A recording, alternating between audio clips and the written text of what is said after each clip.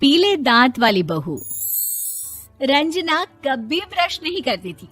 उसे कितनी बार उसके माँ बाप ने डांटा, लेकिन उसका कोई असर उस पर होता ही नहीं था, जिस कारण से उसके दांत पीले पीले हो जाते हैं। शादी के बाद अरे बहू, वैसे तो तुझ में कोई कमी नहीं है, पर तेरे दांत इतने पीले कैसे हैं बेटा? कैसे मतलब? कोई सर्जरी थोड़ी ना कराइए। वो तो क्या नाम, मैं ब्रश नहीं करती थी तो पीले हो गए। अब क्या करूं? आप कहें तो लाल करवा लूं या फिर काले? यार ये क्या है, क्यों माँ से लड़ रही हो? लड़ रही हूँ? अरे मैं लड़ रही हूँ या ये बोल रही है कि दांत पीले हैं, पीले। अरे तपस्या थोड़ी ना की है इन्हें पीले करने के लिए। बकायदा ब्रश नहीं किया है 20 साल तक, तब जाकर। छी, कैसी बात कर रही हो? ये उस वक्त तो पीले नहीं थे जब हम लोग तुम्हें देखने आए थे। अरे तब साफ करवा लिया होगा डेंटिस्ट के पास जाकर। अब देखो कैसे पीले पीले लग रहे हैं। रंजना सास की तरफ गुस्से से देखती है। फिर शुरू हो गई पीले पीले पीले। अरे पीले तो तब भी थे जब मेरे हाथ का रसगुल्ला उड़ा उड़ा कर खा रही थी और बोल रही थी, लड़की नहीं गुणों का खजाना दे रहे भाई साहब आप। खैर, अब वो लोग करते भी तो क्या करते, पीले दांत वाली बहू पल्ले पड़ी थी तो झेलना तो था ही। एक दिन कीर्तन में रंजना गाना गा रही थी। अरे कमला बहन, माँ का द्वार है, यहाँ तो सब शुद्ध होकर आते हैं, फिर अपनी बहू को ब्रश भी नहीं करवाती तुम। दूर से पीले पीले दांत भक्ति में बाधा उत्पन्न कर रहे हैं। अरे कोई 2 साल के बच्ची थोड़ी ना लेकर आई हूँ मैं बहू बनाकर। अच्छी खासी लड़की है, अरे कैसे करवाऊं ब्रश? ये तो उसे खुद करना चाहिए ना। अब माँ बाप तो इसके जैसे तैसे निपटा दिए, ये नहीं सोचा कि सास कैसे संभालेगी। सास बहू को लेकर घर आ जाती है, लेकिन सोच लेती है कि अब इसे लेकर कहीं नहीं जाएगी। अगले रोज बहू कहती है, अरे क्या हो गया, मंदिर नहीं जाना क्या? कीर्तन का वक्त हो रहा है। मेरी मधुर वाणी से कान्हा जी जागते हैं और सोते हैं। आप तो जानती है ना उनकी भक्ति में कितना मन लगता है मेरा।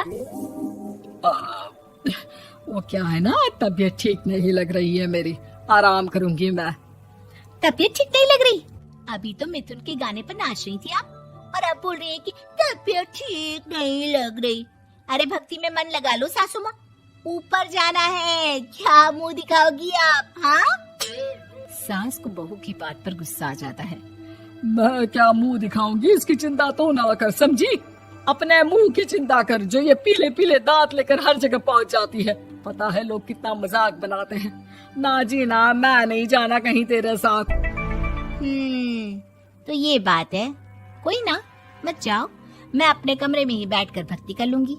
ऊपर वाला दांत थोड़ी ना देखता है, मन देखता है, भावना देखता है। और अरे बस बस, तू सब कुछ दिखा, बस ये सफेद चमकदार दांत ना दिखाना किसी को, है? जा यहाँ से।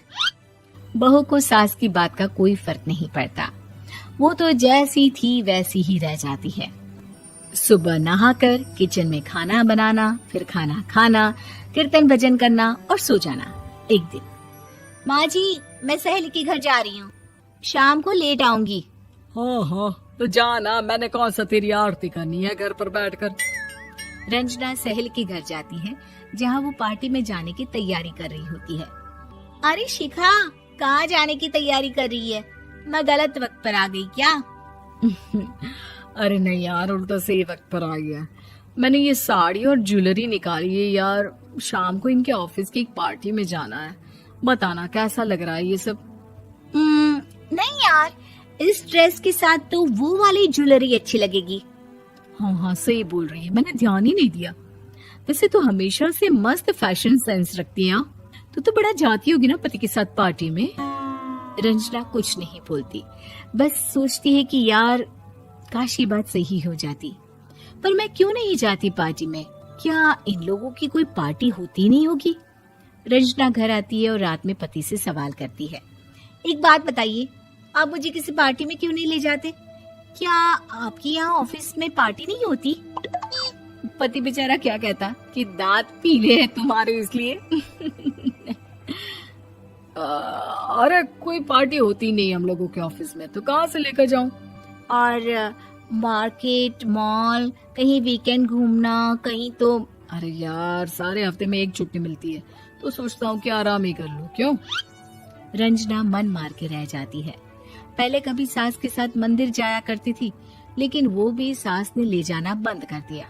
घर बैठी बैठी रंजना बोर हो जाती है। तभी उसे आइडिया आता है और वो मायके जाने का सोचती है। सासू माँ, 2 दिनों के लिए मम्मी के घर जा रही हूँ। अच्छा अच्छा, ठीक है, आराम से जा।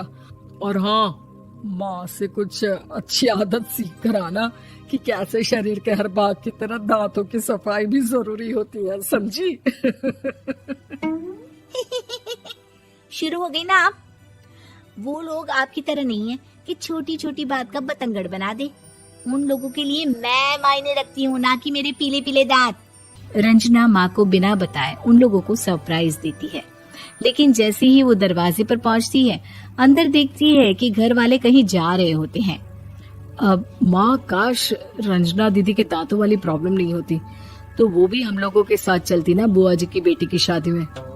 हाँ बेटा, लेकिन अब उसे कौन समझाए कि उसको उसके पीले दांत नहीं दिखते, लेकिन उसके आसपास के लोगों को कितना एम्बैरेसिंग फील कराते हैं। मुझे तो कितनी बार उसके स्कूल की टीचर ने शिकायत की कि उसके साथ कोई लड़की बैठना भी नहीं चाहती, और ना ही कॉलेज में कोई उससे बात करना चाहता था। लेकिन पता नहीं क्यों उसे ये बात समझ में ही नहीं आती। कोई कमी नहीं है उस लड़की में, बस यही कि दांत पीले हैं। वो तो भला हो जीजा जी और उनकी माँ का, जो दीदी को जैसी है वैसे ही रखा हुआ है। रंजना को अपने घर वालों की बात सुनकर बहुत दुख होता है। वो सोचती है कि वो क्या करे, लेकिन फिर वो सीधा डेंटिस्ट के पास जाती है, अपने दांत चमकाती है और कसम खाती है कि वो रोज ब्रश करेगी। अरे क्या हो गया? तुम तो 2 दिनों के लिए गई थी ना, पर कोई ना, अच्छा है, चलो आ गई तो। रंजना सास के सामने आकर खड़ी हो जाती है और पूरी स्माइल करती है, उसके चमकदार दांतों को दिखाती हुई। हैं? चले मंदिर। माँ, मुझे माफ कर दीजिए, मैंने आप लोगों को बहुत एम्बैरेसिंग फील करवाया। मैं आज से रोज ब्रश करूंगी।